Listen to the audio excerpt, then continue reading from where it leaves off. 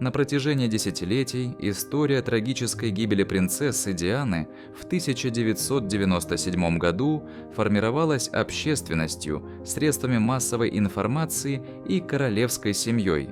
Но за грандиозными процессиями и национальным трауром скрывается куда более сложная и болезненная история, которая постепенно раскрывается благодаря голосу ее младшего брата Чарльза Спенсера. Со временем Спенсер решил прервать свое молчание, рассказав о закулисных решениях, незамеченной боли и систематических неудачах, которые повлияли не только на последние минуты жизни Дианы, но и на детство ее сыновей, принца Уильяма и принца Гарри. 6 сентября 1997 года мир сделал коллективную паузу для скорби.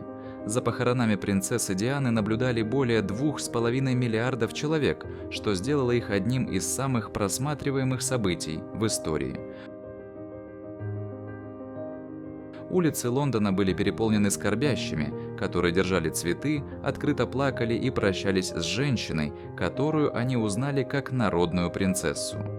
Но среди этой публичной скорби возник образ, который будет преследовать целое поколение. Два мальчика, 15-летний Уильям и 12-летний Гарри, идут за гробом своей матери под пристальным взглядом глобальных камер. Этот образ, душераздирающий и культовый, родился не по воле мальчиков. По словам Чарльза Спенсера, их дяди, план заставить принцев идти за гробом Дианы исходил изнутри королевского дома. Спенсер, будучи глубоко противником этой идеи, решительно выступил против нее. Он настаивал, что это жестоко, неестественно и эмоционально разрушительно – ставить детей в центр внимания в самый уязвимый момент их жизни. Спенсер вспоминает, что ему сообщили об этом решении во время беседы с одним из дворцовых придворных по поводу организации похорон. Услышав план, он возмутился. Она бы никогда не хотела, чтобы они так поступили. Однако, несмотря на его возражения, ему сказали, что решение уже принято. Окончательный удар был нанесен, когда ему сказали, что мальчики сами согласились принять участие. Как выяснил Спенсер позже, это было неправдой. Спустя годы принц Гарри подтвердил, что им не дали реального выбора. В 12 лет он не имел права отказаться, и ему просто сказали, что делать. Спенсер, полагая, что уважает их желание, отступил. На самом деле его ввели в заблуждение, и бремя, возложенное на Уильяма и Гарри, станет определяющим моментом в их психологическом развитии, травма, которую Гарри позже назвал сверхъестественной. Хотя похороны были наполнены традиционными элементами и королевским протоколом, в них также присутствовал резкий и эмоциональный момент, который пронзил всю формальность – надгробная речь Чарльза Спенсера. Стоя в Вестминстерском аббатстве перед королевой, принцем Чарльзом и всем миром, Спенсер решил не просто оплакивать свою сестру, он решил бороться за ее наследие. Его речь была ясной, бесстрастной и глубоко критической. Он назвал Диану самым преследуемым человеком современности и подверг прямой критике СМИ и институты, которые не смогли ее защитить. В частности, он резко высказался в адрес королевской семьи, пообещав, что сыновья Дианы будут находиться под защитой и руководством ее кровной семьи, не только Виндзоров. Это заявление было не просто сентиментальным, оно символически отвергало роль монархии в жизни и смерти Дианы. Реакция была беспрецедентной. В аббатстве раздались аплодисменты, чего никогда не случалось на королевских похоронах. Публика услышала его слова, с Дианой плохо обращались, и ее брат не собирался позволить похоронить ее в тишине. Однако позже Спенсер признался, что его обещание, хотя и было искренним, оказалось практически невыполнимым. Уильям и Гарри были слишком вплетены в королевскую систему, чтобы он мог по-настоящему повлиять на их будущее. Его роль останется ограниченной, в то время как монархия продолжит определять их жизнь. Настоящий хаос начался не с похорон, а с ночи смерти Дианы, 31 августа 1997 года. В парижском туннеле, пытаясь скрыться от папарацци, автомобиль, в котором находились Диана и ее спутник Доди Файет, на большой скорости разбился. Удар был разрушительным. Диана получила тяжелые травмы и скончалась через несколько часов. Чарльз Спенсер, который в это время спал в Южной Африке, был разбужен телефонным звонком. сообщившим ему об аварии. Первоначально сообщив, что Диана пострадала, он надеялся на ее выздоровление. Но второй звонок разрушил эту надежду. Она не выжила. Утрата была катастрофической, но к боли Спенсера добавилась ярость. Он винил в катастрофе папарацци, которые годами преследовали его сестру, и он считал, что королевская семья разделяет эту ответственность не за то, что преследовала ее, а за то, что не смогла защитить ее от этого. В то время как общественность плакала и скорбела, в королевском доме царило тревожное молчание.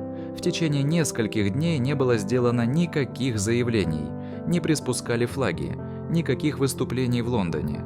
Королева и принц Чарльз оставались в замке Балморал в Шотландии вместе с Уильямом и Гарри, вдали от посторонних глаз. Отсутствие видимого траура вызвало возмущение.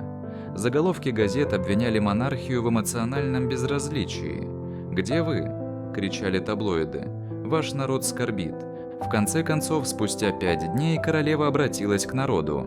В телевизионной передаче она похвалила Диану как преданную мать и признала скорбь народа. Но для многих эта речь прозвучала слишком поздно. Ущерб, нанесенный имиджу монархии, уже был нанесен. Никогда еще контраст между теплотой Дианы и холодной реакцией королевского истеблишмента не был столь разительным. В Балморале Уильям и Гарри были защищены от СМИ, но не от боли. Принцу Чарльзу пришлось сообщить им новость: их матери больше нет. Последний раз они общались с ней днем ранее, во время короткого случайного телефонного разговора. У них не было возможности попрощаться. Гарри позже признался, что его горе было встречено странным молчанием во дворце. Никто по-настоящему не говорил о Диане. Не было ни глубоких разговоров, ни эмоциональных наставлений, только пустота. Он вспоминал, что чувствовал себя оцепеневшим и растерянным, не в силах осознать, что произошло и как выразить свои чувства. Прогулка за гробом Дианы только усилила эмоциональную подавленность, с которой оба брата будут бороться до самой взрослой жизни. Ярость Чарльза Спенсера по отношению к королевской семье не закончилась на похоронах. С годами он все чаще высказывался о том, как обращались с Дианой, как в жизни, так и в смерти. В интервью он рассказывал о том, как она часто звонила ему в слезах, чувствуя себя изолированной, неуслышанной и плохо обращающейся с ней. Он утверждал, что королевская семья отдалилась от нее даже после развода, не предоставляя ей реальной защиты от неустанных СМИ. Он особенно критиковал то, как институт использовал ее, когда это соответствовало их имиджу, и отбрасывал в сторону, когда она становилась неудобной. Ей не нужен был королевский титул, чтобы продолжать генерировать свою особую магию, сказал он однажды, напоминая, что влияние Дианы исходило от ее человечности, а не от короны. Это чувство было подкреплено в его надгробной речи, которая публично опровергла мнение о том, что ценность Дианы связана с ее королевским положением. Заявив, что ее будут помнить за ее сердце и мужество, а не за титул, Спенсер создал новую историю, в которой Диана принадлежала народу, а не дворцу. Хотя Спенсер не смогла вывести Уильяма и Гарри из системы, один из них в конце концов нашел бы выход. Принц Гарри, глубоко переживавший смерть матери и последующие годы, все больше разочаровывался в королевской жизни. Он увидел, как те же самые закономерности проявились, когда его жена, Меган Маркл, стала объектом пристального внимания СМИ и внутренней критики. Для Гарри все это было слишком знакомо, история повторялась.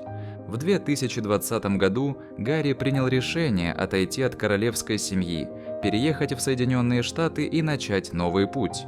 Это было уже не просто личное горе, это был отказ от продолжения цикла травм. В интервью он говорил о том, как тяжело ему даются эмоции, вспоминал о вспышках, вызванных папарацци, о страхе потерять Меган, как он потерял Диану, и о необходимости защищать свою семью.